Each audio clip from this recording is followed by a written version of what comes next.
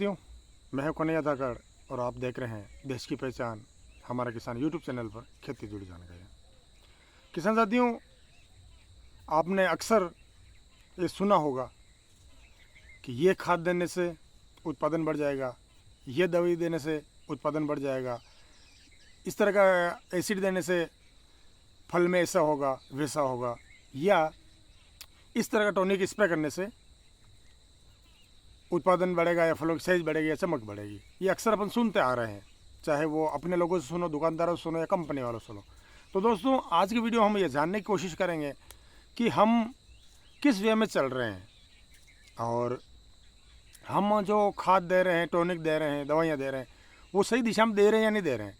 इससे क्या होगा कि अपने जो खेत में लगने वाली एक्स्ट्रा फोकट की जो लागत है उसको कम कर सकते हैं और सही जगह पर सही खाद, सही टॉनिक, सही दवा देकर अपन अपनी लागत को भी कम कर सकते हैं, साथ ही साथ उत्पादन बढ़ा सकते हैं। और यदि अपन उस चीज़ को पकड़ लेंगे कि क्या ज़रूरत है, किस तरह की ज़मीन है, क्या ज़रूरत है, किस तरह की फसल है, और उस हिसाब से अपन ये खाद देंगे, यदि खर्चा होगा ना तो उत्पादन में अपने को ज़्यादा मिलेगा।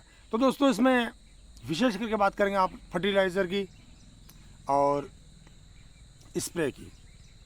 इन दोनों चीज़ों को अपन आज इस वीडियो में लेते हुए यह जानने की कोशिश करेंगे कि कौन सी दिशा में, कौन सी खेत में, किस तरह से अपन कौन सा खाद दें ताकि अपने को लागत के साथ साथ उत्पादन में अच्छा मिल सके और लागत सही दिशा में लगे, गलत दिशा में अपनी लागत नहीं लगे। बाकी अपन लागत लगाते जाएंगे लेकिन वो ज़रूरत है नहीं तो अपना फसल पर, खेत पर कोई प्रभाव नहीं पड़ेगा और उत्पादन अपना नहीं बढ़ेगा। तो इन दोनों चीज़ों में अपन, इन सारे चीज़ों में अपन खाद और स्प्रे का आज पूरा सिस्टम अपन जानेंगे। तो दोस्तों, उससे पहले अपने को ये चीज़ जाननी ज़रूरी है कि ज़मीन किस तरह की है। तो दोस्तों, ज़मीन 3 तरह की होती है, जिसमें पहली ज़मीन वो होती है दोस्तों जिसमें फसल में वज़न नहीं बढ़ता है। दूसरी तरह की ज़मीन वो होती है जिसमें साइज़ नहीं बढ़ती है। और तीसरी तरह की ज़मीन वो होती है जो गोड गिफ्टी के कह सकते हैं अपन, जिसमें वज़न भी बढ़ता है और साइज़ भी बढ़ती है। तो दोस्तों, तीनों प्रकार की ज़मीन में किस तरह के खाद अपन दें, किस तरह से अपन पूरा एक सिस्टम मैनेजमेंट करें ताकि अपनी लागत भी नहीं लगे और लागत लगे तो उसके वो अनुपात में अपने को उत्पादन भी मिल जाए। क्योंकि दोस्तों, आजकल जितना अपन खर्चा कर रहे हैं खेती में, खाद हुआ, बीज हुआ, टॉनिक हुआ, कुछ भी हुआ, उसके अनुपात में अपने को उत्पादन नहीं मिल पा रहा है। तो कहने का तात्पर्य ये है कि खर्चा बढ़ता जा रहा है और उत्पादन अपने का जो गतियों है या उससे कम हो रहा है। किसान साथियों, यदि ऐसी ज़मीन है जहाँ फसल में वज़न नहीं बढ़ता है, चाहे धान हुआ, चाहे सब्जियां हुई, चाहे अदरवाइज कोई फसल हुई, तो जिस फसल में वज़न नहीं बढ़ता है ऐसी ज़मीन में हमको मैग्नीशियम हुआ, पोटाश हुआ, इस तरह के खाद अपने को देने की ज़रूरत रहती है ताकि अपन जो भी फसल उसमें बो रहे हैं, जो भी उत्पादन अपन ले रहे हैं, वो कम से कम वज़नी हो। ठीक है।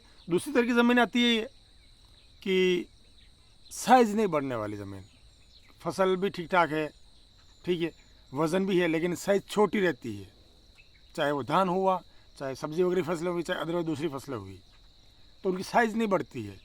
तो ऐसे ज़मीन में अपन को फॉस्फोरस पे विशेष करके ध्यान देना चाहिए। फॉस्फोरस हुआ जिसमें NPK के जितने भी प्रोडक्ट आते हैं ना, 05234 हुआ या 123216 हुआ या 1919 हुआ, अदरवाइज जितने भी फॉस्फोरस संबंधित फर्टिलाइज़र आते हैं उन पर ज़्यादा विशेष करके अपने को ध्यान देना चाहिए। साथ ही साथ इसमें अपन सरसों की खली, मूंगफली खली भी अपन यूज़ करके अपन अच्छा खासा उत्पादन ले सकते हैं और अपने फसल की साइज़ बढ़ा सकते हैं। दोस्तों, तीसरी ज़मीन आती है जिसको गोड गिफ्टी भी बोल सकते हैं, जिसमें वज़न भी बढ़ता है, साइज़ भी बढ़ती है। तो ऐसी ज़मीन में जो अपन उत्पादन ले रहे हैं, फसलें बो रहे हैं, वहाँ पर अपने को कीट और रोग प्रबंधन, फंगस प्रबंधन अपने को करने पर ध्यान देना चाहिए। वहाँ इन दूसरी चीज़ों में, खातों में या टॉनिकों में ज़्यादा पैसा इन्वेस्ट नहीं करना चाहिए। नॉर्मली जो भी एक शेड्यूल है, जो बैलेंस है, वो चलते रहे, ज़्यादा उस पर ध्यान देते हुए अपने को कीट पर, रोग पर, इन पर ज़्यादा ध्यान देना चाहिए। यदि दोस्तों अपन जहाँ वज़न नहीं बढ़ रहा है ऐसी ज़मीन है और वहाँ पर अपन साइज़ बढ़ाने वाले खाद टॉनिक यूज़ करेंगे तो उसका फ़ायदा बेनिफिट अपने को नहीं मिल पाएगा, तो अपना पैसा व्यर्थ जाएगा। और जहाँ वज़न कम होता है, ऐसी ज़मीन है और वहाँ पर अपन यदि साइज़ बढ़ाने वाले खाद देंगे तो भी अपने को बेनिफिट नहीं मिल पाएगा। तो अपने को ज़मीन की पहचान करते हुए फर्टिलाइज़र टॉनिक खाद वगैरह देना चाहिए। दोस्तों इसके साथ साथ में ये ध्यान रखना है अपने को कि मानो वज़न नहीं बढ़ रहा है, ऐसी ज़मीन है अपनी, तो वहाँ पे ये नहीं कि अपन अंधाधुंध मैग्नीशियम पोटाश अंधाधुंध बिखेर दें। एक बैलेंस बना के चलना है अपने को।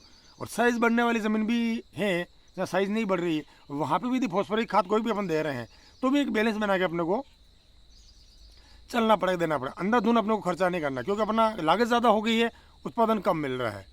और इसी सिलसिले में मैंने मिर्ची की जो भी फसल गर्मी में चल रही है ना, उसमें बैलेंसिंग खाद को मतलब कह सकते हैं अपन जो एक्टिव फॉर्म में करके मैंने खेत में दिया और उसके बहुत अच्छे रिजल्ट मिले। कम खर्चा हुआ, बहुत कम मात्रा में खाद लिए थे अपनों ने, लेकिन बेनिफिट अच्छा अपने को देखने को मिला।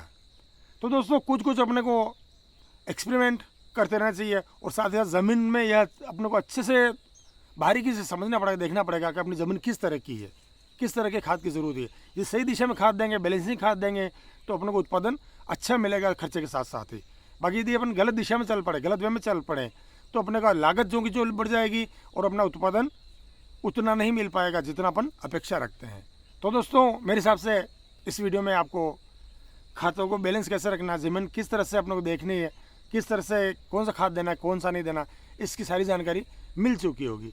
दोस्तों वीडियो अच्छा लगे तो लाइक करिएगा, शेयर करिएगा, कमेंट करिएगा और जो चैनल पहली बार है वो चैनल को सब्सक्राइब करना ना भूलेगा। दोस्तों मिलते हैं किसी अगले वीडियो में एक नई जानकारी साथ में, तब तक के लिए जय हिंद, जय भारत, जय जवान, जय किसान।